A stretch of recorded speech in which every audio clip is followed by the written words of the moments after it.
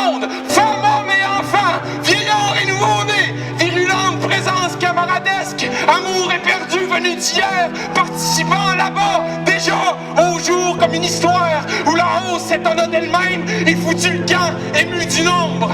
Amis, festudiants, jeunesse immuable, frayeurs des chemins, nous-mêmes qui possédons le printemps à bout de bras, sommes aujourd'hui destinés à reconnaître que nous manifestons à bout d'âme depuis 8 semaines et ne sommes rien d'autre que les assoiffés, du jour que nous étions en naissant. Ce système et sa loi du qui vendra l'aura, on en a soupé.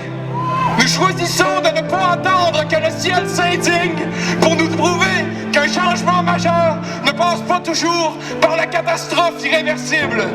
Voyons!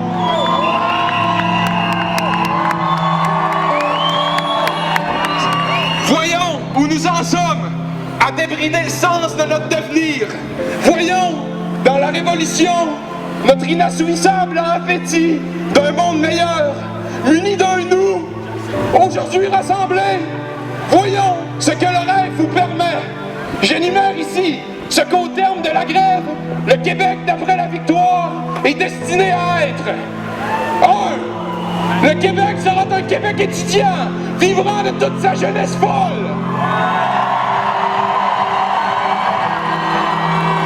On l'aura vu naître depuis un printemps érable, enraciné dans l'indignation et la quête de justice sociale.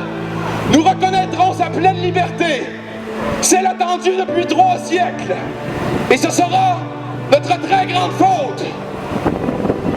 Le Québec étudiant se révélera source d'une inspiration internationale et féconde. À travers le monde, il transformera les propriétaires en coopérants, les voraces en visionnaires, les asservis en rêveurs. Les idées folles seront reçues au Parlement comme les seules idées valables. Au Québec étudiant,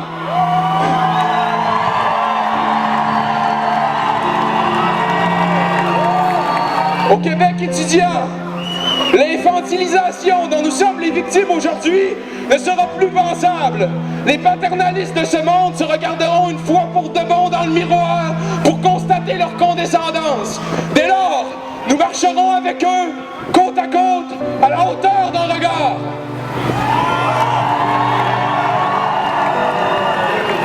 Ce printemps étudiant mènera au Québec étudiant, libre et souverain.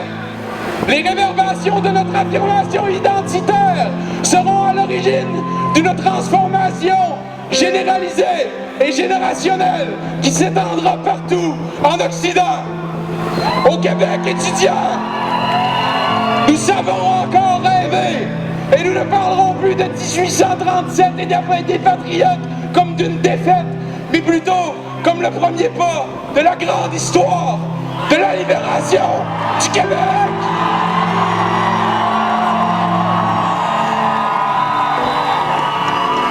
Par le fait même, le Québec étudiant renforcera son statut de symbole de la résistance culturelle en Amérique. Les puissances mondiales seront seules laissées à leur névrose capitaliste, soliloquant dans une langue de fin des temps.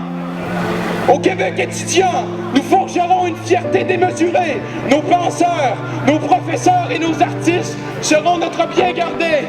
Ils nous formeront à leur image, avec une envie irrépressible de transmettre leur savoir et leur talent. L'octave du don collectif s'élèvera en chacun de nous. Et les récalcitrants finiront par céder à l'attractivité de notre projet commun.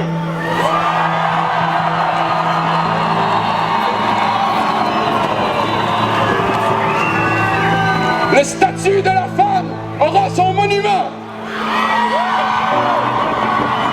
Sa statue, plus haute que le pont Jacques-Cartier, plus brillante que la statue de la liberté, et celle-ci rayonnera à travers le monde. Le Québec étudiant ne sera pas reconnu pour le gaz de schiste et son goût vicieux du profit, mais plutôt pour le grand schisme de notre asservissement au néolibéralisme grégaire et à l'hégémonie économique.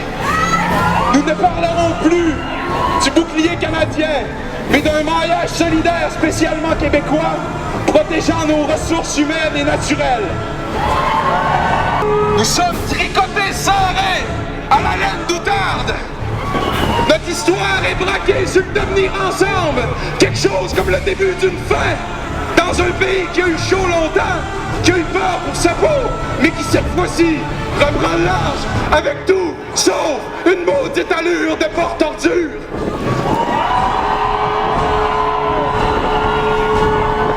Le Québec étudiant éclate de par son centre, fleurissant d'Élysée dans l'avenir émancipé. Nous vaincrons! Nous bloquerons la hausse vers la gratuité et plus loin encore!